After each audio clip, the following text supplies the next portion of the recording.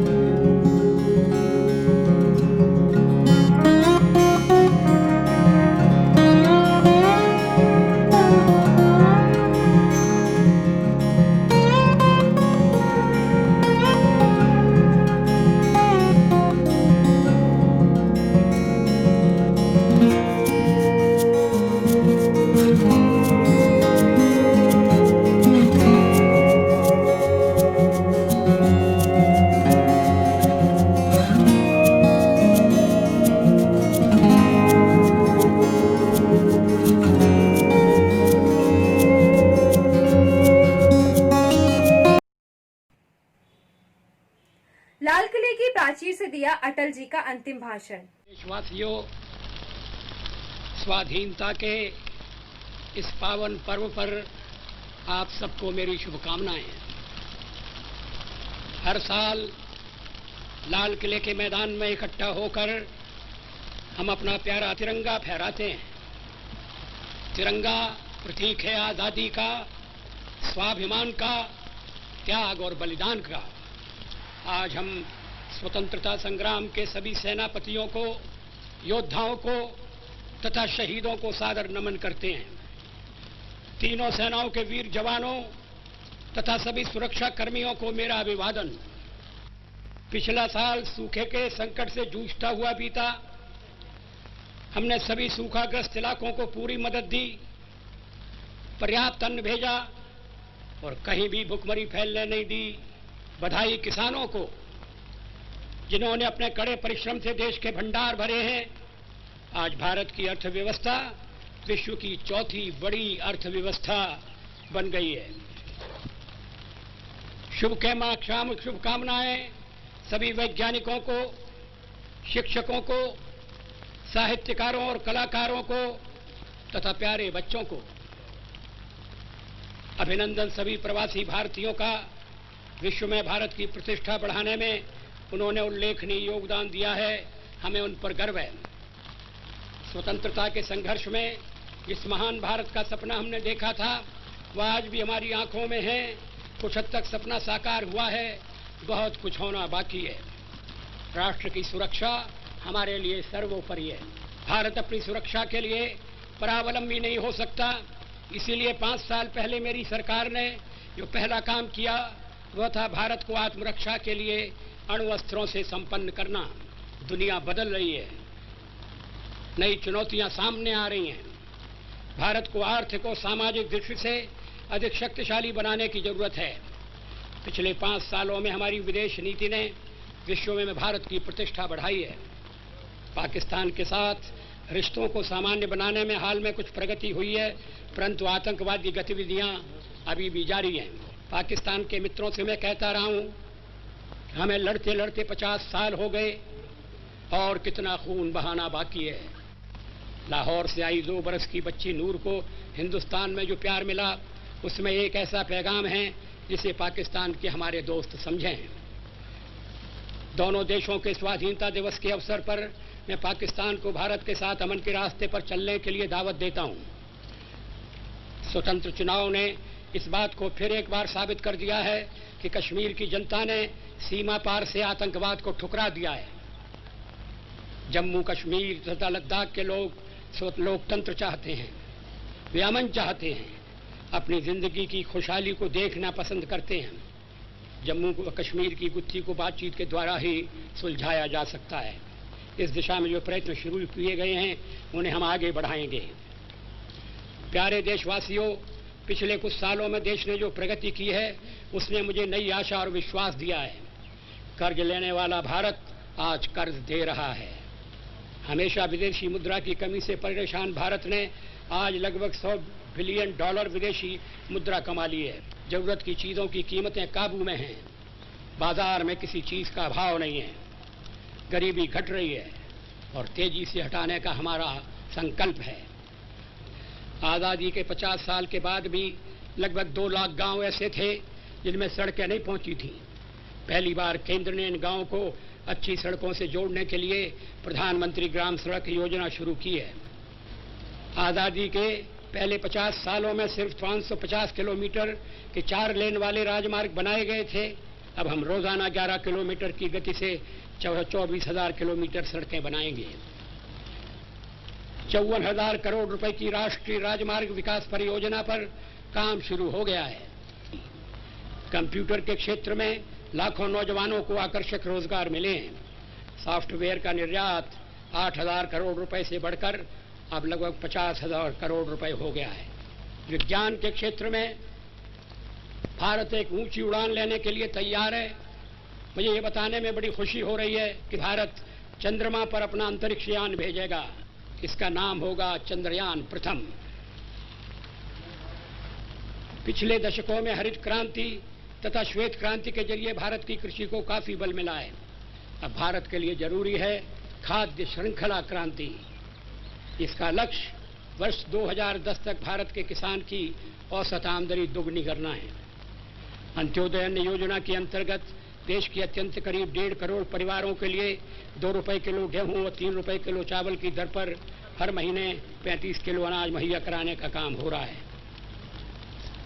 इतना सस्ता अनाज पहले कभी नहीं दिया गया। ये दुनिया की सबसे बड़ी खाद्य सुरक्षा योजना है। सर्व शिक्षा अभियान के चलते अब कोई भी बालक, विशेषकर बालिकाएं, प्राइमरी शिक्षा से वंचित नहीं रहेंगे। इसे सुचारू रूप से कार्यान्वित करने के लिए इसी साल 2.5 लाख नए शिक्षकों की नियुक्ति की जाएगी। 5वीं कक्षा के बच्चों को दोपहर का भोजन देने का कार्यक्रम कुछ राज्यों में चल रहा है। इसे अब हमने पूरे देश में चलाने का फैसला किया है। बाद में 10वीं कक्षा तक के छात्रों के लिए भी इसे लागू किया जाएगा। यह राष्ट्रीय कार्यक्रम अक्षय पात्र के नाम से चलेगा।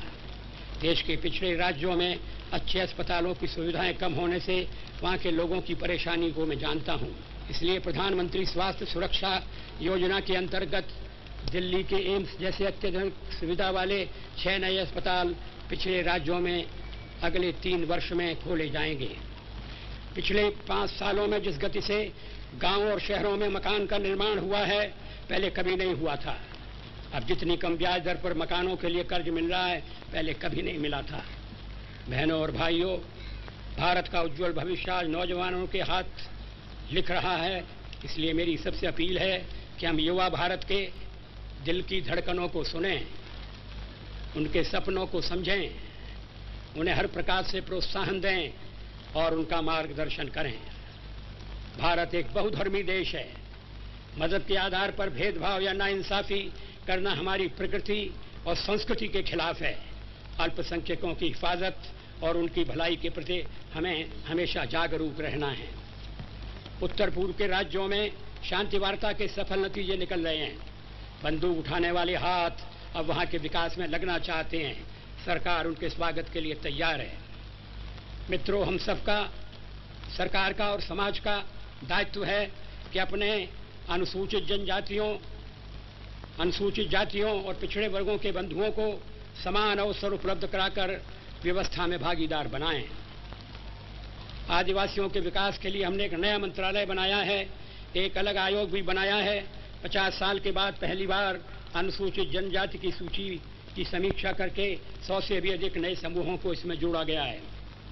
महिलाओं के सशक्तिकरण के लिए संसद तथा विधानसभाओं में 33% सीटें आरक्षित रखने का प्रस्ताव अब राष्ट्रीय संकल्प बन गया है। आज पंचायतों और नगर पालिकाओं में 10 लाख से भी ज्यादा महिला सदस्य हैं। इनके अच्छे काम के लिए मैं उन्हें बधाई देता हूं। प्यारे देशवासियों, आज देश एक ऐसे मोड़ पर खड़ा है जहां से वह एक लंबी छलांग लगा सकता है। भारत को 2020 तक एक विकसित राष्ट्र बनाने के बड़े ध्येय को हासिल करने की तमन्ना सारे देश में बल पकड़ रही है। जरा पीछे मुड़कर देखिए, बड़े बड़े संकटों का मुकाबला करते हुए भारत आगे बढ़ा है। लगभग 40 साल पहले मैंने एक कविता लिखी थी, जिसकी कुछ पंक्तियां मैं आपको सुना रहा हूं। कदम मिलाकर चलना होगा, बाधाएं आती हैं आए, घिरे प्रलय की घोर घटाएं, पांवों के नीचे अंगारे, सर पर बरसें यदि ज्वालाएं, निज हाथों से हंसते हंसते आग लगाकर जलना होगा, कदम मिलाकर चलना होगा। हास्य रुदन में तूफानों में, अमर असंख्यक बलिदानों में, उद्यानों में वीरानों में, अपमानों में सम्मानों में, उन्नत। पोखरण के परमाणु परीक्षण पर भाषण। अटल बिहारी वाजपेयी के प्रधानमंत्री रहते हुए भारत ने पोखरण में सफल परमाणु परीक्षण किया था, जिसके बाद पाकिस्तान से लेकर अमेरिका तक की नींद उड़ गई थी। इस परीक्षण को रोकने के लिए अमेरिका ने भारत पर नजर रखी थी, लेकिन सबको मात देते हुए भारत ने यह कर दिखाया। इस पर वाजपेयी का दिया भाषण ऐतिहासिक साबित हुआ। India conducted 3 underground nuclear tests in the Pokhran range. These tests conducted today were with a fission device, a low yield device and a thermonuclear device. फिलहाल आज की खबरों में बस इतना ही। वीडियो को लाइक और शेयर करना ना भूलें। चैनल पर नए हो तो सब्सक्राइब जरूर करें। न्यूज लाइव से मैं नैन्सी सराठे फिर मिलेंगे नई खबरों के साथ। तब तक के लिए जय हिंद।